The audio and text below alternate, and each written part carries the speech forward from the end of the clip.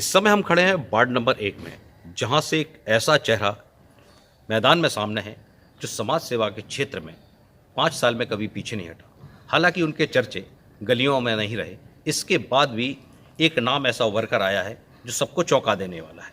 हम सीधे उनसे बात करेंगे कि उन्हें चुनाव लड़ने का आखिर ऐसा क्या है जो उन्होंने मन बनाया। हमारे साथ हैं यहाँ समाज सेवी महेंद्र जी, जो वार्ड नंबर 1 से चुनाव लड़ रहे हैं। राधे राधे। नमस्कार महेंद्र जी, आप चुनाव लड़ने जा रहे हैं जी और मेरे हिसाब से शायद ये पहला आपका नगर निगम जी चुनाव। जी पहला चुनाव। ऐसा क्या आपके मन में आया कि मुझे चुनाव लड़ना चाहिए? ऐसी कौन सी समस्याएं रही हैं जिन्हें लेके आप चुनावी मैदान में हैं? जी सर, मैं पहले से समाज सेवा से जुड़ा हुआ हूँ। कई धार्मिक अनुष्ठान मैंने कराए हैं और लोगों से बड़ा मेरा लगाव और जुड़ाव रहा है। युवा लोग पहले मैं क्रिकेट खेलता था, तभी से मुझसे प्रभावित थे। कई लोगों ने मुझसे क्रिकेट सीखा है मुझे देख के। तो वो सभी लोगों का ऐसा मानना कि चूँकि अब ओबीसी सीट वार्ड नंबर 1 में आ गई है, तो सबने कहा भाई साहब आप बेस्ट ऑप्शन हैं।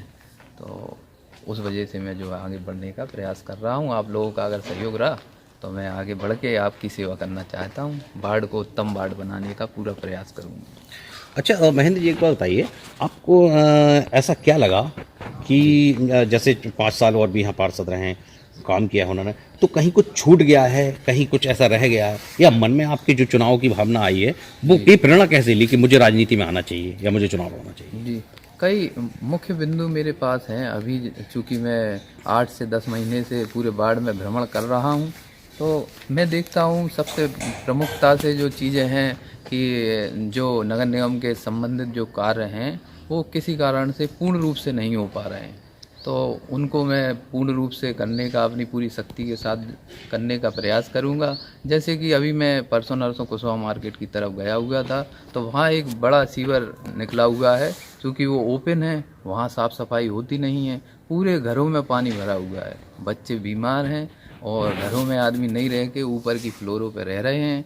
तो ऐसा देखकर मेरा मन बड़ा विचलित है कि ये कार्य क्यों नहीं हो रहे हैं। तो मैं ये सोच रहा हूँ कि अगर वो उस नाली को जो है अंडरग्राउंड कर दिया जाए भविष्य में, जैसे कि आपने देखा होगा सदर बाज़ार कैंट इलाके में कुछ कार्य चल रहे हैं, तो वो मैं सदन में जाके प्रयास करूँगा कि जहाँ जहाँ ऐसी समस्याएं हैं वहाँ अंडरग्राउंड कर दें ताकि लोगों को समस्याएं ना हो।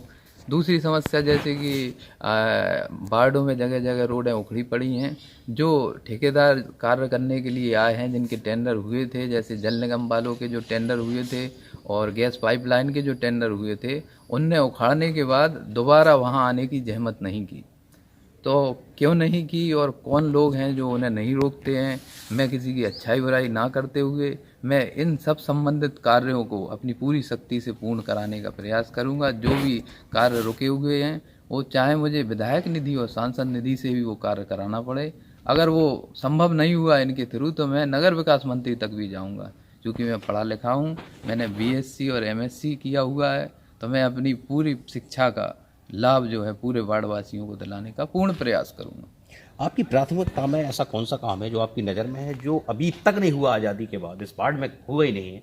ऐसा कौन सा काम है जो आप कराएंगे? जी जी, प्राथमिकता का सर्वप्रथम मुझे जो कार्य दिखाई दे रहा है, वैसे तो कई कार्य हैं, लेकिन अभी जो आपने कहा कि आज़ादी के बाद जो कार्य नहीं हुए हैं, सबसे प्रमुखता से एक तो खेल का मैदान अपने यहाँ नहीं है।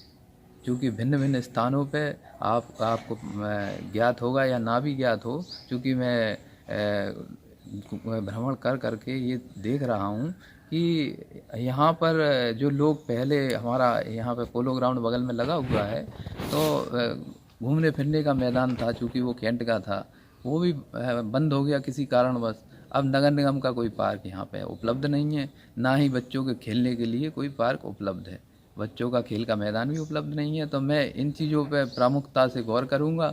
एक और चीज़ मेरे दिमाग में है कि मंडी, चूँकि हसारी वार्ड नंबर 1 और 9 को दोनों को मिला दिया जाए तो मेरे ख्याल से 40 से 50 हज़ार आबादी में हम लोग बिलोंग कर रहे हैं जी। लेकिन इसके बावजूद भी शाम को अगर आप आएंगे तो किसी बड़े बाज़ार से कम हमारा हसारी दिखाई नहीं देता है। शाम की टाइम इतना ज़्यादा रस होता है, लेकिन फिर भी यहाँ पे मंडी का कोई स्थान नहीं है। तो मेरा प्रमुखता से यही कार्य दिखाई दे रहा है। जब आपने आज़ादी के बाद की बात कही, तो ये 2 कार्य तो प्रमुखता से मैं जो है प्रयास करूँगा कि ये हमारे वार्डों को, हमारा 1 नंबर वार्ड और 9 नंबर वार्ड दोनों को ही इसका लाभ मिलेगा। और मंडी का लिए मैं पूर्ण प्रयास करूंगा।